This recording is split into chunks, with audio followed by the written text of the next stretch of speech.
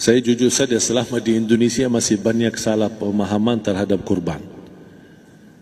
Dan saya pernah berkata, memang Islam kita di Indonesia Islam keturunan. Ya, jadi asal tahu saja.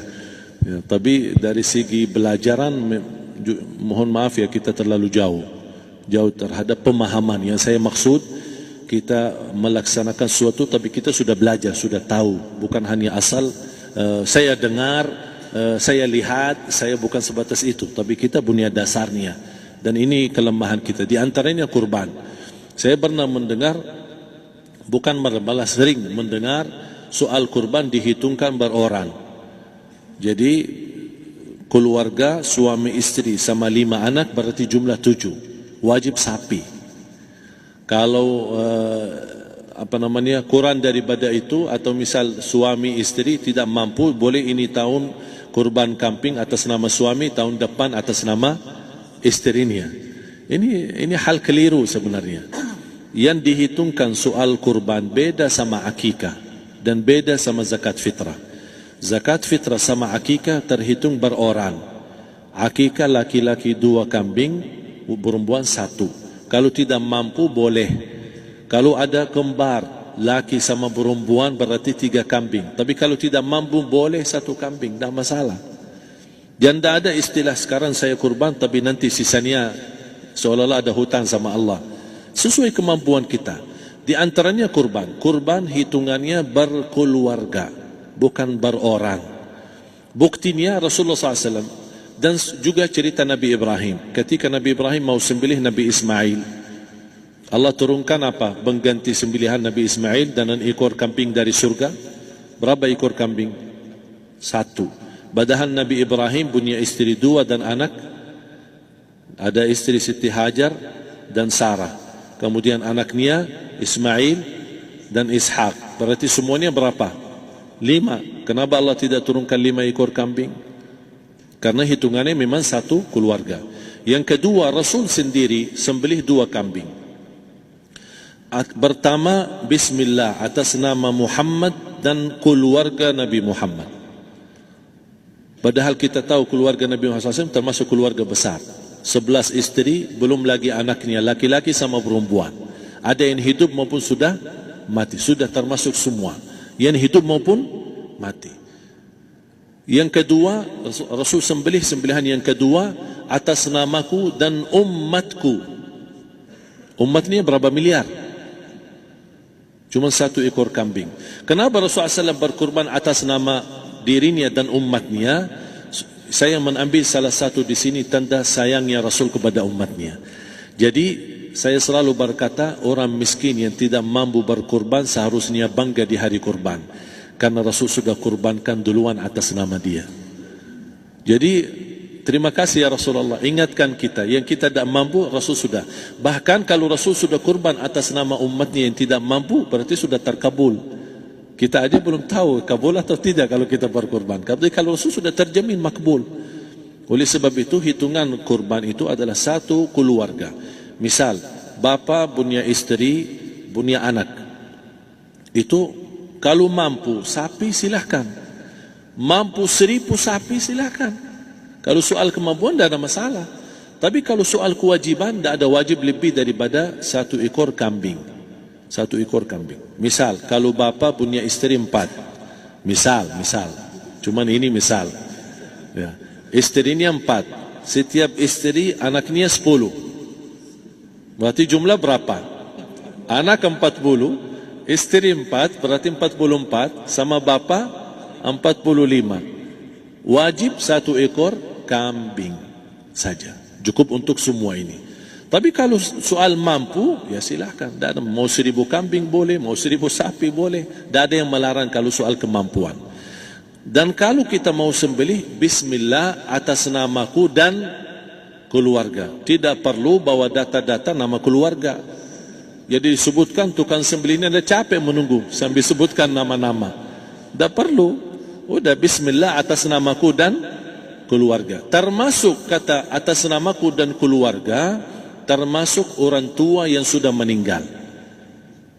Termasuk orang tua yang sudah, karena kita adalah hasil daripada orang tua. Itu sudah termasuk, tidak perlu kita sebutkan. Ada sebagian ulama membolehkan kalau kita mampu, mau khusus kambing atas nama orang tua, tidak masalah. Kalau kita mampu. Tapi kalau kita tidak mampu, itu sudah termasuk orang tua kita bersama keluarga besar kita. Ini salah satu kenikmatan, dan ini termasuk juga sedekah yang berguna bagi orang yang sudah meninggal di keluarga kita. Wallahu ta'ala. Dan juga masalah panitia, bisa kita mewakili. Kalau kita tidak mengerti sembelihannya dan tidak mengerti cara bagiannya. Tapi ada satu sunnah yang termasuk kehilangan sunnah ini, adalah banyak yang tidak mau makan dari hasil kurban. Padahal itu sunnah Rasul. Dari akikah boleh makan, dari kurban pun boleh makan. Bahkan sunnah SAW dibagi 3. Sepertiga pertama dihadiahkan. Maksudnya kata dihadiahkan kepada orang kaya. Misal tetangga saya tapi orang kaya, dia bukan miskin, tapi boleh saling hadiah. Karena inti daripada hadiah silaturrahim. Ada keluarga kita termasuk mampu, tapi saya kasih, ini alhamdulillah saya sembelih sapi. Barangkali dia tidak mampu, cuma sembelih kambing. Udah, kita dapat daging kambing, dia dapat daging sapi. Tapi dengan niat hadiah, bukan sedekah, karena dia bukan orang miskin yang menerima sedekah. Yang sepertiga yang kedua adalah sedekah. Sedekah itu termasuk orang miskin. Yang ketiga, kita makan sendiri. Bahkan Rasulullah SAW selepas Idul Adha, beda sama Idul Fitri. Sebelum Idul Fitri dia makan kurma, meyakinkan batalan puasa. Tapi kalau Idul Adha tidak makan dan minum sebelum salat, kenapa? Bukan berarti tidak boleh. Tapi Rasulullah SAW ingin pertama pembukaannya, buka sarapannya atau makan di pagi harinya selepas Idul Adha adalah dari hasil sembelihan kambing itu atau dari kurban. Jadi kita sebagian sedikit. Tapi kalau kita merasa alhamdulillah rezeki saya banyak di rumah, alhamdulillah banyak ada makanan, mau sedekahin semuanya, semua mau sedekahin, tidak masalah. Tapi yang saya maksud, kenapa tidak kita sekali-kali hidupkan sunnah Rasul?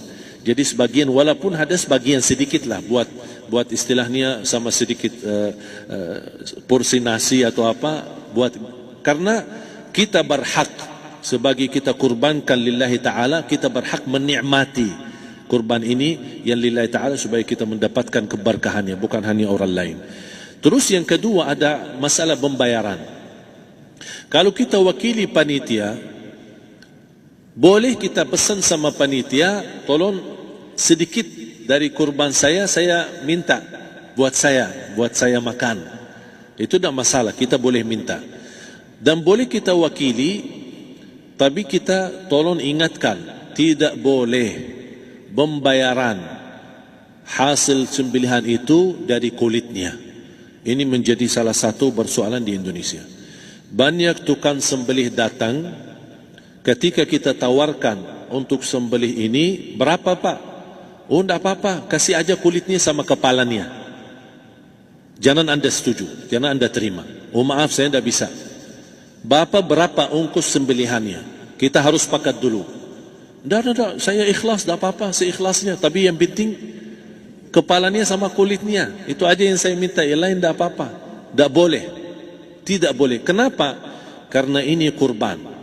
Kata kurban berarti lillahi ta'ala, bukan untuk jual beli. Kalau kita sudah bayar dari bagian kurban, berarti bukan lillahi ta'ala.